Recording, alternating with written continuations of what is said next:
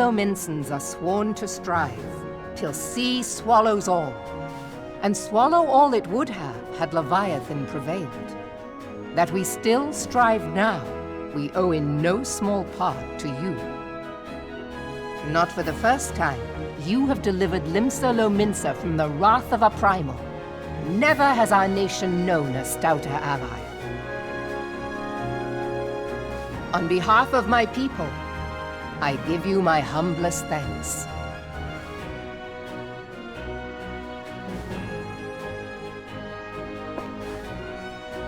'Tis meet that I give thanks to old Mistbeard, too, for his fine solution.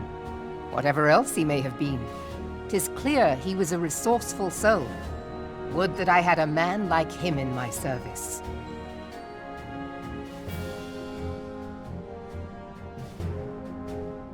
Before I set foot in these lands, I had no inkling that the people of Eorzea contended with such mighty foes. Suffice it to say, their existence came as something of a shock, as did the idea that they could be defeated. This experience has served to remind me of the vastness of the world, and the boundless potential of man. Though I am but a refugee in this realm, I would fain be of use to you in your fight. Know that I am tutored in one of the foremost combat arts of the Far East. It may seem outlandish to the Eorzean eye, but should any of your people care to learn, I would be pleased to initiate them. And I will see to it that they are grateful. I have no doubt that your knowledge and skills will serve us well. Besides, your art is not so outlandish as you think. Would you not agree, Master Thancred? Naught escapes your searching eye, Admiral. Few are privy to this information, but Limsa Lominsa is home to a certain secret fraternity. Its members are trained in a form of combat not unlike your own. By my judgment, it should not be beyond such individuals to adapt to the techniques I witnessed you employing with such admirable deftness. I am heartened to hear this. I too noted a kinship between your style and mine own, though it seemed to me that you fought differently in the beginning. I suppose I did. What can I say? I'm a man of many talents. Though you may labor to believe in it, Thancred was once something of a scoundrel who fraternized with the criminal class in these parts. Yestola! You jest, of course.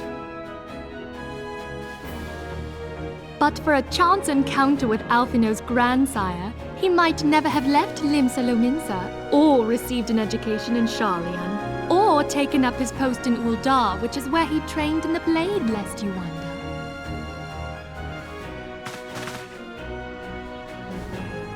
Minfilia, please! It would seem there is more to you than meets the eye, Master Thancred.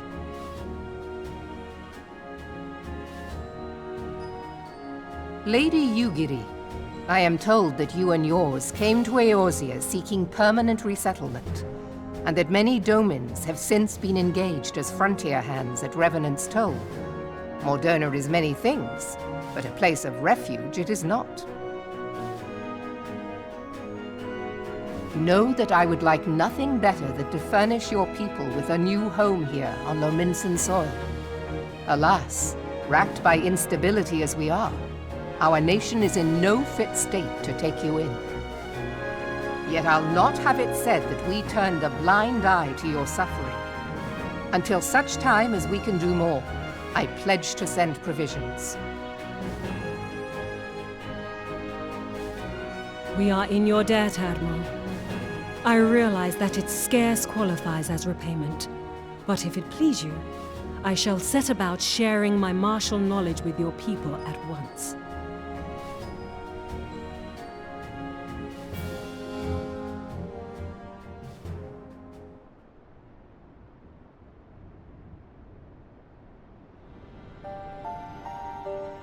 You wished a word in private.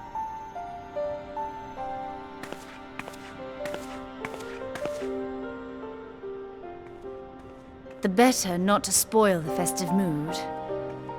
History repeats itself, Admiral. As the kobolds did before them, the Sahagin resorted to summoning their god over a territorial feud. They acted in self-preservation. It may be that the Sahagin initiated this particular clash, but how it begins does not interest me so much as how it ends.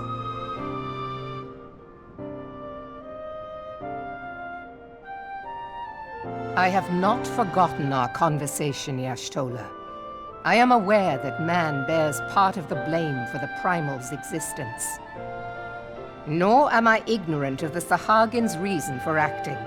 They sought to secure a place to breed and multiply that their kind might survive. Self-preservation, as you say. But we have as much right to live and thrive as they. If our own survival is threatened, are we to lay down our arms and welcome oblivion? Nay. And so you kill, that you might live. Yet if living is a right, then that right belongs to all peoples, be they men or beastmen.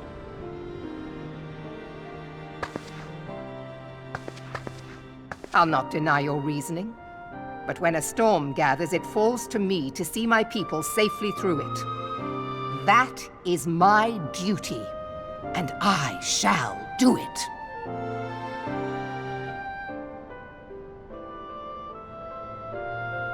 As must we all, Admiral.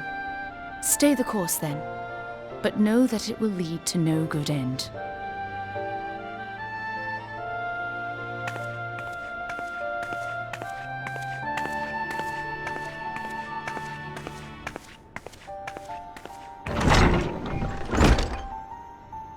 Man has ever put himself first and foremost. To justify his actions, he clads himself in the armor of righteousness, though it be a fancy of his own making. In this, mayhap the Garleans and we Domans are not so different.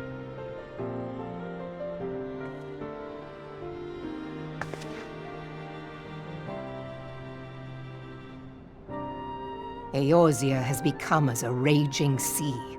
If we are to keep our heads above the waves, we cannot scruple to drown the man next to us. When hopes of coexistence founder, strength must determine who has the greater right to live.